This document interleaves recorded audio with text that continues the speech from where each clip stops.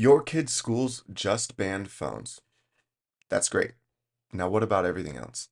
Schools are catching up to what I think intuitively a lot of us have known for a long time, which is that there's a lot of issues that we're propagating within this system that need to be addressed.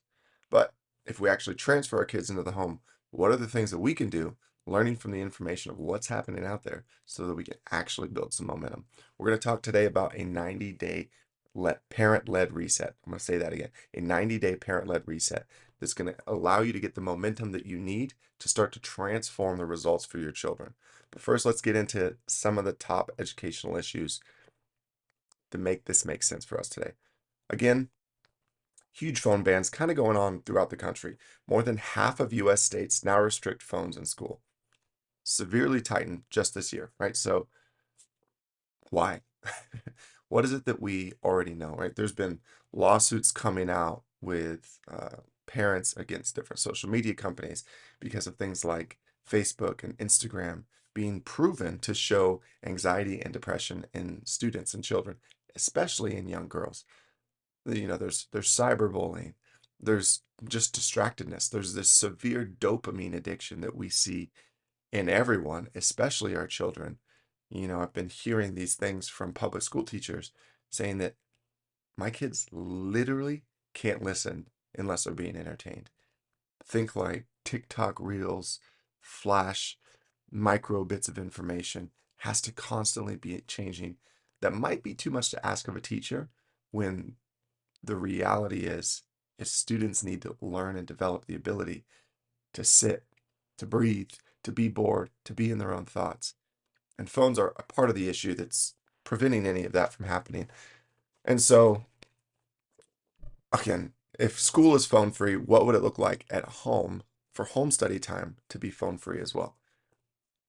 I don't think that we want to copy what schools are doing, but because of the amount of data that schools can collect, because they are doing education in mass production, we should be aware when they are doing significant trends that are against the culture, right? In many ways, our culture is pushing a phone into everybody's hands, right down to the youngest age. And schools are seeing it's getting so bad that they have to remove it.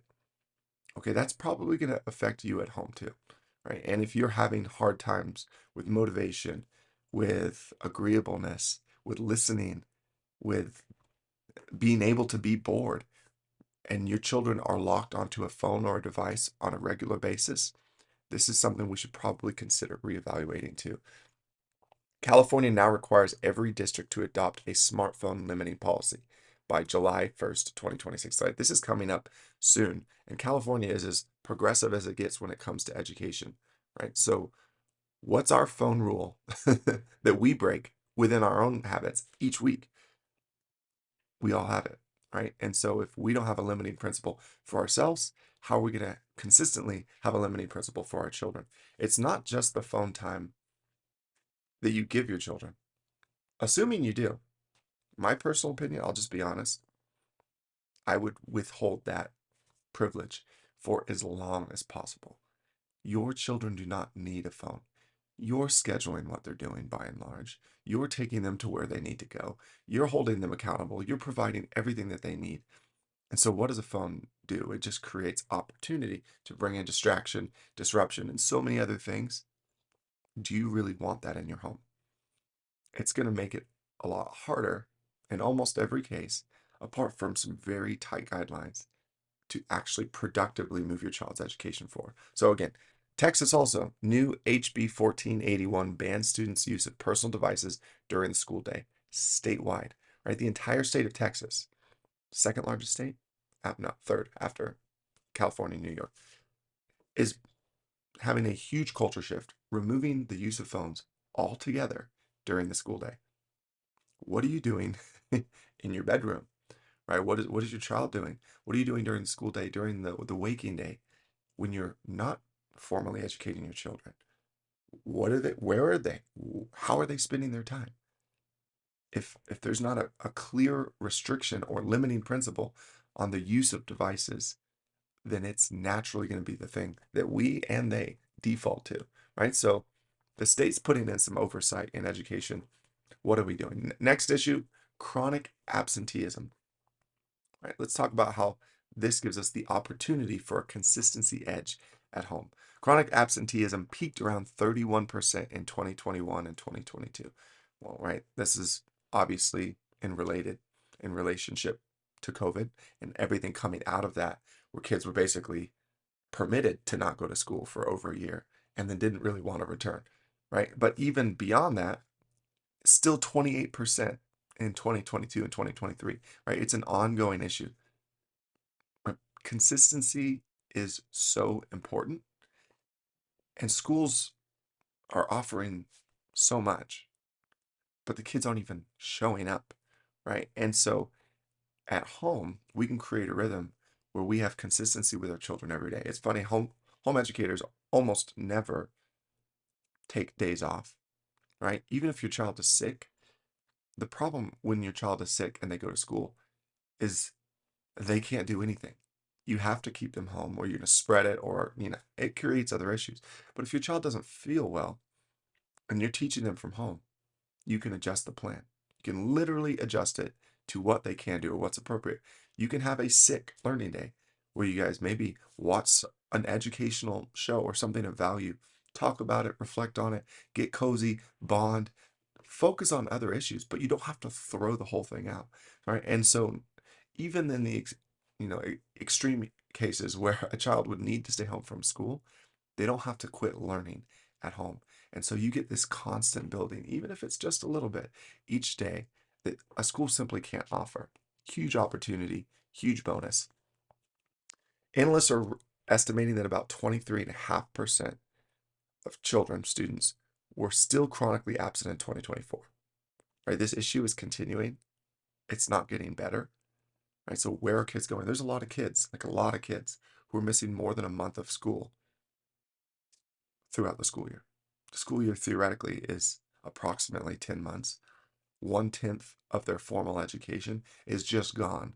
Besides the the absenteeism that happens in here, even when they're on campus, right? So don't wait for schools to fix the culture of poor attendance. Create a better culture. And there's only so many ways that we can do that. There's a reason I advocate for home education. And then the achievement reality check, right? NAEP is a long-term trend. 9-year-old scores fell 5 points in reading and 7 points in math, right? This is kind of like our country's report card, and the trajectory is going down. Right? Things are not getting better educationally. Why is this happening though? Right? It's because again, you're in the school system, students are falling away, they're losing consistency, they're getting more separated from physical teachers teaching them, they're more bound to computers and devices and AI and all these different things that are making their education less and less personal and more disruptive and more broken apart. And so this does not lead to mastery. Consistency is key for mastery. And in order to have consistency, you don't need to do 8 hours every day. You just need to be consistent daily.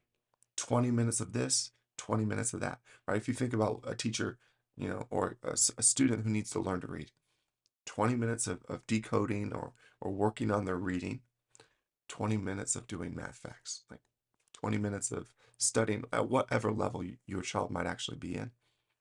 That's enough. That's enough time to keep the trajectory going in a good direction. And obviously, that's not happening for a lot of students. Their scores are falling. They're not going up or going up slowly. They're going down. On average, again, scores are falling 5 points in reading and 7 points in math in 2020. And it's not getting better, right? It's the largest reading drop since 1990. It's a 30-year drop. And the trend is not trending in the right direction. Okay, so for 13-year-olds in 2023, math scores fell across the board with the biggest drops for struggling students, right? So the struggling students are having huge descents, but for everybody, reading scores are dropping, math scores are dropping, right? Consistency beats long sessions, right? If you think about trying to learn a new skill, I'm going to learn a foreign language. Well, I'll just do 8 hours a day for the next week.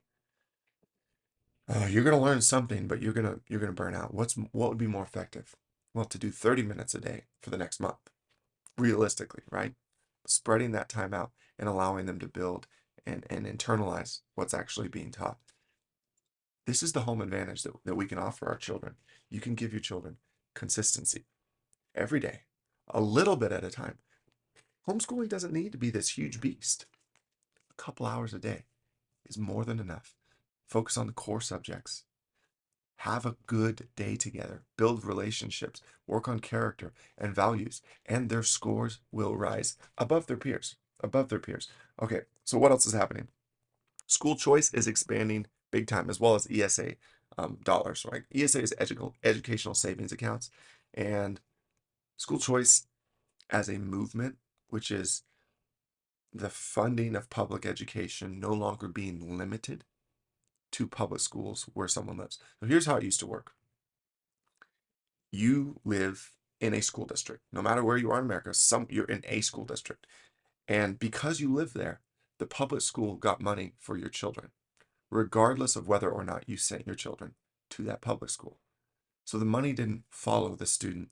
The money went to the school district, and they used it however they used it, regardless of whether it actually benefited the children that live in that area. Well, here's what's happening as school choice is expanding. Children are no longer limited to the school districts they live in. They're no longer limited to private education. They're not even limited to traditional schools. It's opening up opportunities for parents to start choosing private education or parents to start choosing homeschooling. And because the money is going with the child rather than the school, we're starting to see competition. And what's going to happen with competition? All ships are going to rise. It's going to make everybody better.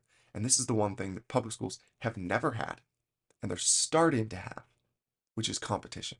Everyone presumed when I was a kid that you went to public school. When they said, "Where do you go to school?" They didn't they didn't presume it was a private school. Everybody assumed it was public education because that's still mostly true for people. That's the vast majority of where students fall. But now there's starting to be options. And because there's options, schools either get better or they go away. And that's a good thing, right? We want bad schools to disappear and we want good schools to rise up. I'm not saying there's not good public schools. There's a lot of things that are not generally good in public schools that I would not advocate for, especially when it comes to values and morality, which they are pushing, which are likely different from most families in America. But the point is, when that money is not attached automatically to something or someone, and they actually have to fight for it, they're going to get better. And that's a good thing. But let's talk about some of the big states where this opportunity is expanding. Texas passed a statewide educational savings account program in 2025, SB2. What does that mean? Well, think about it this way. If you had $7,000 to $10,000 of an additional funding to direct towards your child's education, how would you spend it? What would you buy? Curriculum, counselor, tutor, resources, right? Just having the choice is going to change the outcomes of your child's education. I, as a home educator, with additional funding in mind, am going to be super open to things I might have been less open to. That extracurricular, right? The piano lesson, the martial art, like these might be some of the things that you've been unable to participate in with your child that you know you would like to participate in because it would be for their good. Right? It just starts allowing you to advance the types of things that are enriching for your child's overall education, including, getting the materials that you actually feel like you want and need to help facilitate their education. There's so much there, right? Because parents now have options and the money is starting to follow them. Here's the other thing too that's cool. If you have an educational savings account, like in states like Arizona, for instance, that doesn't like, it's a universal school choice in Arizona, and there's some other states where this is expanding too. But that means that money goes with that child as long as it's spent on education. It could be invested in a savings account, which you then use to spend on their college. So if you're not burning through, all the money every year, because on average, Homeschooling parents spend like $600 per child per year. It's not a lot, meaning that you can get a lot with a little.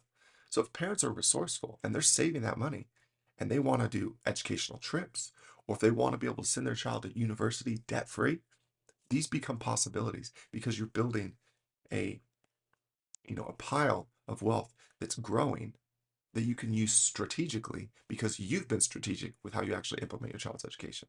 Another one, Tennessee launched and expanded educational freedom scholarships. So the educational scholarships are another one where it isn't necessarily universal, but it does open up options. A lot of kids are able to get scholarships for private schools that they couldn't get before. And because of that, obviously private schools are expanding. There's a wider range of diversity of socioeconomic, racial, gender, like everything within these private schools. And that's good too, because it's bringing in opportunities to serve different types of families that are capable of being in that environment, but need some of the financial assistance. And it's, again, sharing the load and also more importantly, giving parents and families the choice, school choice, to pursue the type of education that they think is going to facilitate their child's best interest, right? Whereas for so many families in the past, parents had no choice, especially if you're financially restricted. You have no choice. And because of that, you get what you get. And you can't argue. And again, because there's this lack of competition, you can go to a school board meeting, but you really can't expect anything to ever change. And so your child ends up the one who's getting screwed, getting hurt. And that's a terrible place to be as a parent. So it's cool that these things are expanding. Or here's what early data is showing. Universal choice often funds kids already in private settings. So stewardship matters, right? If it's just giving money to the kids who are already in private school, I mean, I'm sure that's great for the parents' finances, but it's not really helping anybody. So in general, those who are taking advantage of some of these alternatives are already doing that. So I just think we have to be mindful that universal choice doesn't fix everything. And there's a lot of people that are not against, they're kind of against it because it becomes another form of, Uncle Sam looking out for you, which means that Uncle Sam has something to say about how your education is being done. And it could be the public education sector bleeding in to parents' private interests with regards to their children's education. So I think we need to be conscientious and mindful of how we're actually using these resources and know that as a home educator, even if you don't have access to these things, education doesn't have to be expensive. And so these things are good because, again, when there's competition, all boats will rise. So even if you're not taking advantage of these things, just by the fact that other things are getting better, it's keeping us all on our toes. And I think that trend alone is a good thing.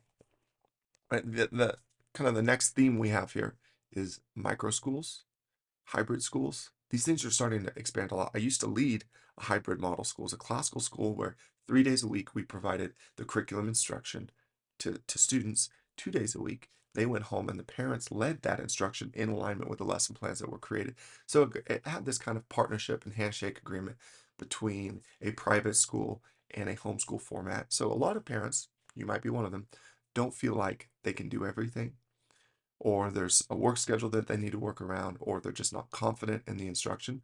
So I did see a lot of parents who would start here for a couple years and transition into full-time homeschooling because they felt like they could. And I also saw a lot of parents who felt like they could never homeschool, but they could eke out 2 days a week. And I think that's a good thing too. This is a good thing. But micro schools, they're not as micro anymore. You've probably heard of micro school. This movement is starting to scale beyond like a boutique thing. Micro schools in general are a school set up by it could be private, it could be a family, it could be a set of families, but they're doing their own schooling thing in a really small setting. Think about homeschooling expanded to maybe just a few families, right? Probably between 5 and 10, probably 20 at max, but basically really small institution, ground level, really close to parents and students, so able to make quick changes and really able to personalize, taking some of the essence of homeschooling, but doing it within a group, within a small group in a community. And this movement, where you're seeing thousands of iterations of what education can look like is really healthy. Because again, this is like the age of innovation. And because there's all these different people figuring it out, you're having new things come up. And these new things don't always work, but people can pivot and adjust quickly on a small scale. But sometimes amazing innovations and approaches are happening. And this is a good thing because the people who do it really well can take that and scale it and share it with other people. So really, really cool opportunity as we're seeing just kind of all across the board. A lot of things are changing in education, right? We've talked about educational savings accounts. We've talked about scholarships. We've talked about micro schools. We're talked about these trends with phones and social media. And like all of this is just creating conflict and change and shift. And again, when things aren't good, change is good, right? So we want to see change in public education. And for a lot of us, even in the way that we homeschool, we probably want to see some change too. So we can learn from what's going on outside of us to start to think about what we can do on the inside. So parent identity precedes a child's outcome. If you become the primary educator, then you need to build systems in order to make the process sustainable. Here's one of the things I see for parents who decide to homeschool and they burn out. How does this happen? Well, I hear people say this all the time, and it's a point of conflict for me. Well, we tried homeschooling and it didn't work for us. Nope, nope, nope, nope, nope. It's not that it didn't work for you. I think homeschooling can work for anybody, right? Because it is the only form of education that is the most adaptable. There's the most freedom. There's the most flexibility. So what you're saying is if homeschool can't work for you, no form of education can work for you. And that can't be true. It can't be. So what does that mean? It means you just didn't have the right approach. So you need to create systems that work for your family so that you find the approach that works for your family, right? Maybe too much flexibility is stressful for you, right? So build things that make it more rigid and more streamlined, right? Maybe you feel if you're too bound by a curriculum, by a schedule, that it takes away all the inspiration and you don't enjoy it and your kids don't enjoy it. Okay, you can start to throw some of those things off and have a little bit more of an unschooling approach where you're not married to a textbook. That's okay too. But you have to find what works for your family. And when parents don't do that and they just lean on what someone else is doing, that's a recipe for burnout. And so, again, primary educators are the ones who are most likely, like parents as primary educators, are the ones who are most likely to have the biggest impact on your child. But your child's outcomes is going to be directly tied to your identity as a parent. So get real clear on your identity, who you are, what you want to be, what you want your child to be, and how you're going to get there, right? That is going to be the thing that focuses their education. So the 90-day reset is person, plan, place, people. Like focus on the person. That starts with you. Get a plan for what you want to do. Where are you going to do it? That's the place. And then the people are your children. They're the ones that you're focusing on to actually give them the education that's going to transform everything. Have rules about phones, right? We learned this from the beginning. Schools are kicking them out. Maybe you need to kick phones out of your household too, not just for your kids, but for you. Have times when they're allowed, have times when they're not. And just that alone may be the thing that starts to create some momentum. But the biggest thing with that is modeling is better than rules. If you say no phones or phones are bad and you're on it all the time, all right, we can all be guilty of this. But if you're on your phone all the time, then you're not modeling for them what they need to see from you in order to start imitating what you're doing. Okay, so what are some things that you can do for quick wins? Daily 20 plus 20. 20 minutes of reading practice, 20 minutes of math practice, right? It's going to compound over time. Remember, consistency is more important than just really long bursts of deep dives. It's what you do every day, little bit by little bit, that's going to have the greatest impact. And again, attendance at home, yeah, you're going to have so much more consistency because, again, when things happen, when things change, you don't have to throw off school. This chronic absenteeism shouldn't even be a factor for home educators unless we're just being neglectful. And if that's you, don't do that. Okay. So, purpose projects beat screen time. So if you find yourself relying on screens in your child's education, think about one or two projects that have a lot of value that you can do within the home. Something that you can build together, cook together, right? Write together. And it doesn't mean that you have to completely eliminate the use of screens, but just know your child is never going to learn as much from a device, even if it's the best device and the best application, as they would from you. So the thing that's going to make the most difference is time with you, one-on-one, focus time, and thinking and creating and conflicting together. Okay? So working parents can still homeschool. This is one of the concerns that I hear from people all the time. How? You can use hybrids. You can use co-ops. You can use like an evening anchor system where you root the primary part of your child's studies in the times of the day when you're available or early in the morning, right? It may not be ideal, but it doesn't mean it can't work. If you work, homeschooling can still work for you. But again, like I said earlier, it has to be the right formula. So don't just think you can do anything and that it's going to work. You need to find the right thing. All right. So guys, there's so much changing right now. There's so much changing in education. There's probably so much changing in your home. Change is good. Change can be good.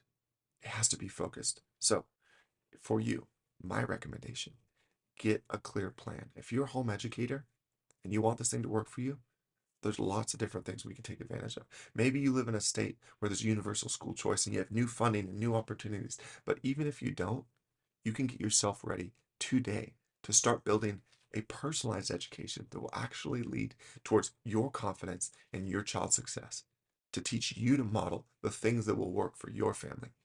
Right? The Homeschool Mastery Group is where we come together as families and you get coaching to learn to be the parent educator that your kids need.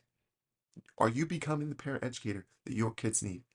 Check out the Homeschool Mastery Group on School, Skool, and start to find somewhere, it doesn't have to be here, but somewhere where you can get the help that you need to become the parent educator that your children need so that you can all be successful. Right? Here's what we do. We'll provide a 30-day roadmap where you get personalized help and guidance for exactly what to do and how to get there to start building momentum and actually creating the education that leads to transformation of you and your children. Right? So you can book a call where we can discuss a personalized plan, 30-day roadmap for you and your family. The link is down below. Please check it out. If you're like, I need help, I don't know where we're going, I need some direction, I need some clarity, my children need me to have some direction and some clarity, right? We can support you. So please, it's a free call. Book the link and let's craft a plan specific to your family that's going to lead to the results that you want to see happening. And then if you need community, you need resources, we have a free group that's called Start Homeschooling. It's exactly what it sounds like. It's the place to get questions answered, to find out information about transitioning into homeschool. If you think this is right for you, then guys, inform yourself. Get the information that you need so you can start with confidence. And this free group is on school.com/homeschooling. SKOOL.com/homeschooling. Free to join. Tons there. Lots of people that you can interact with. And I think you'll find it helpful. I'll leave the show notes in the description so that you can check out the resources, some of these things for yourself. And again, invest in you, become the best version of you so that you can become the best parent educator possible and help your children become their best self. Wish you well. Talk next time.